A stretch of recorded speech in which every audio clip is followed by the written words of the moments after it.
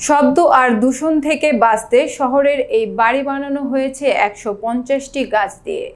মন যদি হতো শহরে যেদিকে তাকানো যায় সেদিকেই দেখা যেত খানিকটা সবুজের সমারোহ।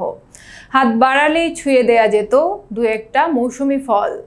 গাড়ির হর্নের শব্দে নয়, পাখির ডাকে ভাঙত ঘুম।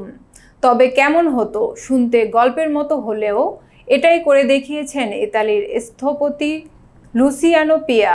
ইতালির তুরিন শহরে তার নকশা করা ৫তলা অ্যাপার্টমেন্ট ভবনটি দেখে মনে হয় এই ভবনের বাসিন্দারা যেন একটি ট্রি হাউসে থাকেন।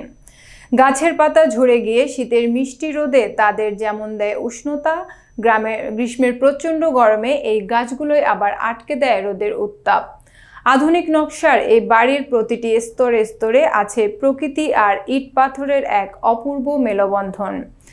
ভারদের এই বাড়ি জুড়ে ১৫০টি গাছের বিন্যাস শুধু দৃষ্টিনন্দনই না, নজর রাখা হয়েছে স্থানীয় উৎস আর ঋতুবৈচিত্র্যের এদের টিকে থাকা সক্ষমতার দিকে।